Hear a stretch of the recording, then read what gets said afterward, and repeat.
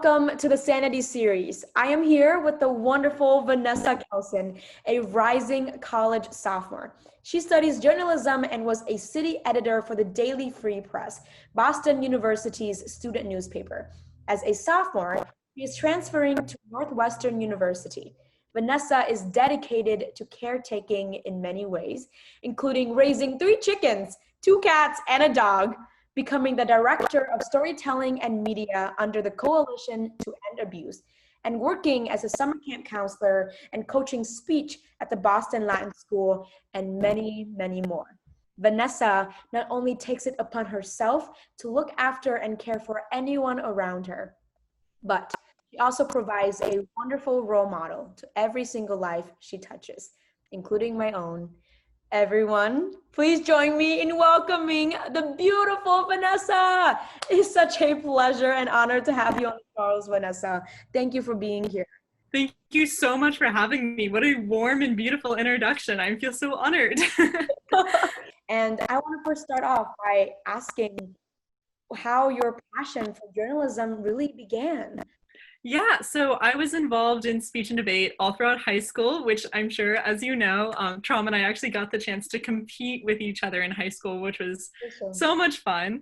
And I didn't really know what I wanted to do in college, but I had known that I had absolutely fallen in love with storytelling. I thought it was the most amazing medium. It's so beautiful. I mean, obviously what you're doing here today with your storytelling, right? Of advocating and amplifying other people's voices. And I wasn't exactly sure, like, okay, what major is focused around storytelling and speeches and writing and that passionate advocacy and research. And I found that journalism was like this awesome combination and culmination of all of these interests and skills that I'd really developed over the past years of competing in speech. And I had never written for a publication before. My high school didn't have a student newspaper. I never actually like participated in journalism itself, but I just kind of blindly picked this major thinking like, well, it seems like a natural progression. And then sure enough, ended up falling in love with it. So I'm glad it all worked out. First, let's start off with your home life. Tell us more about these animals that you have going on.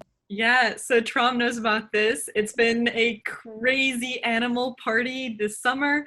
Thankfully, because of quarantine, I've certainly had like more time on my hands to just like be at home and be engaged with them. Ah, yes. So this is Trish right here. As you can see, she's got some sass. She's actually sleeping on the bed right over there as I speak. But yeah, she's a quirky character. So her story, basically, I have adopted her, my family, I guess, really, entirely unexpected. We were not looking for another cat. We already have a tuxedo cat at home, actually. And I'm just laughing at this photo. So essentially, I was in Boston. I was in Boston. Yes. I was in Boston visiting my boyfriend, and he was taking care of Trish for a friend. And the friend, through a wild series of events, was unable to take care of her due to the pandemic and everyone moving around and everything. And my boyfriend, Aaron, is actually moving back to India, so we couldn't take this cat with him. So it kind of left like Trish didn't have a home. Like she really was going to have to go back to this shelter if no one took her in. And I was like, I can't let this happen. Like, I love this cat. Like, she's mine. Like, I'm claiming ownership. I called my parents from Boston and I was like, so how do you feel about a second cat? And they were like, what are you doing to us? So I brought her home on the airplane with me. It was great fun because they weren't filling the middle seats on the flight home. So I like sat her in the seat next to me, like put the seatbelt over the carrier, like locked her in. Like she was my little side passenger child. So, like, was Trish on the plane with you, or was Trish like in the warehouse? Yes.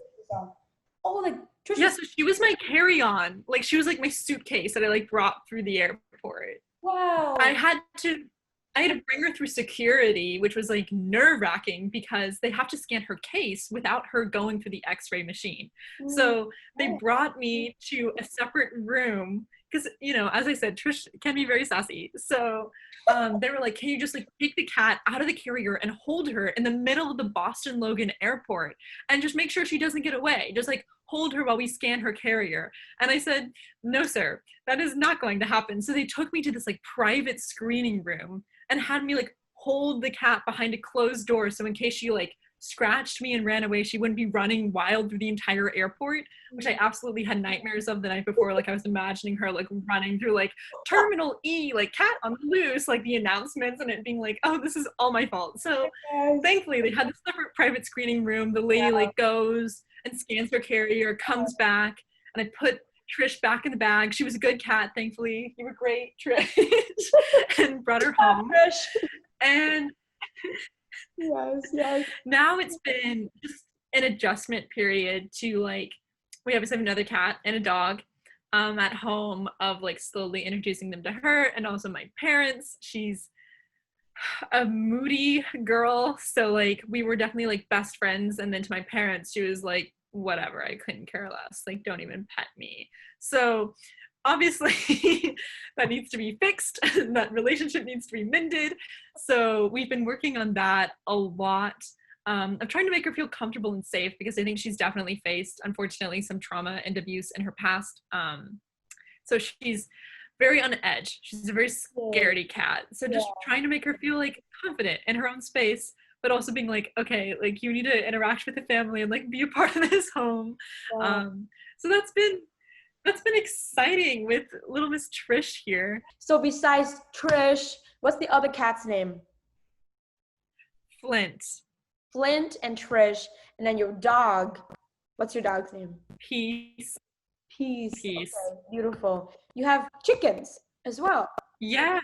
You yes. do. So I live in Texas, in case you didn't know.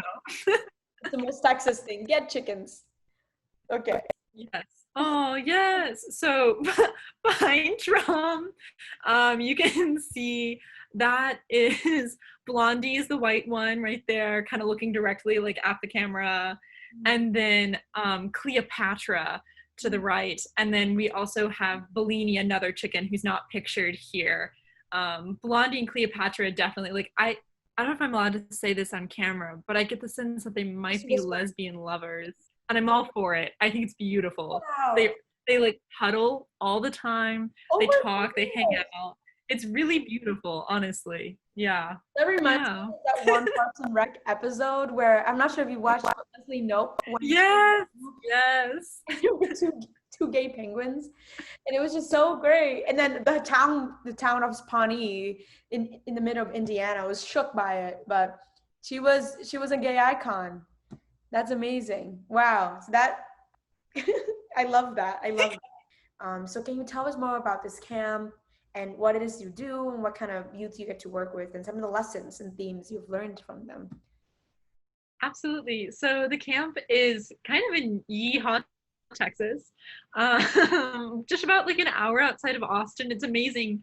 I don't know if you've learned this yet being in Austin, but like how quickly things turn into like prairie land as soon as you leave the Austin city highway. Yep. Yes. So it's called Camp Champions. It's in Marble Falls, Texas. And I went there as a camper, actually growing up from like the age of 11 through their senior camper program, which is really focused on volunteering and working through like 17. And then after my senior year of high school, I came back and worked as a counselor, which is one of the most memorable experiences of my life. It was so fun, so rewarding. The kids are just amazing. Like some of them say the goofiest things where you're like, oh my goodness, how are we like in the 6th grade when we're saying things like this?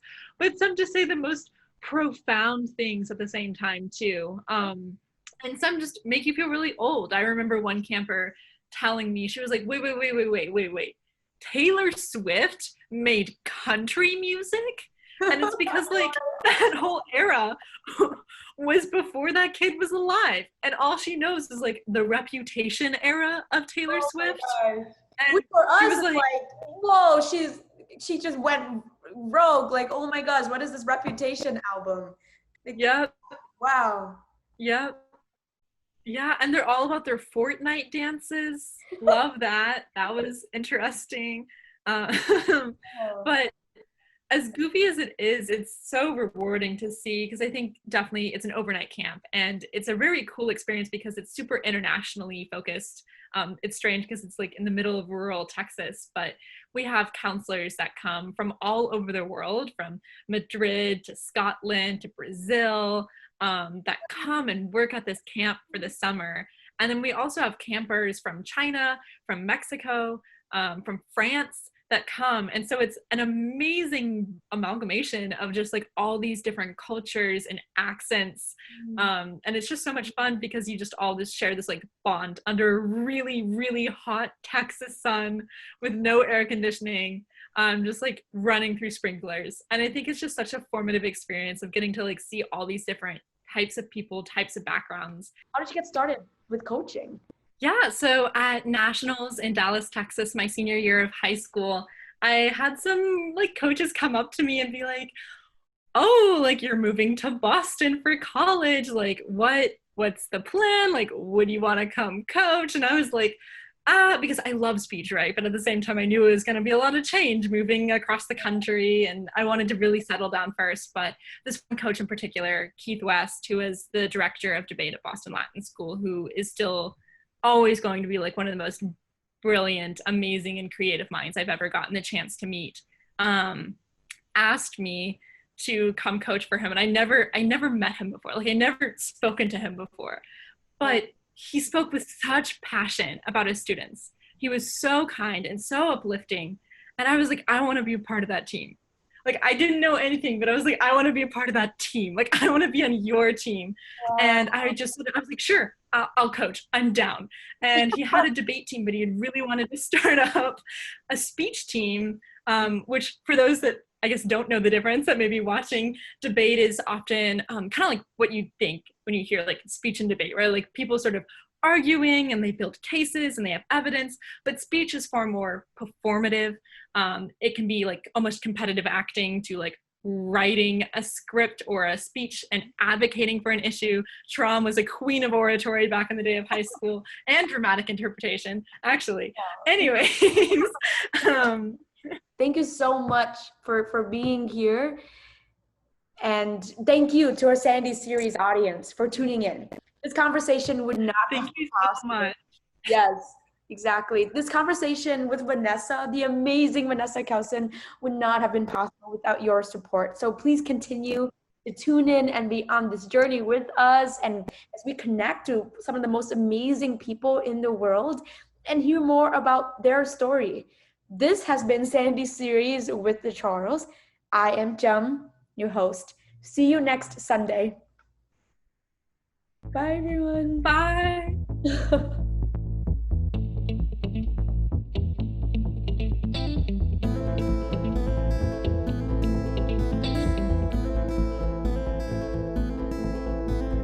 Bye.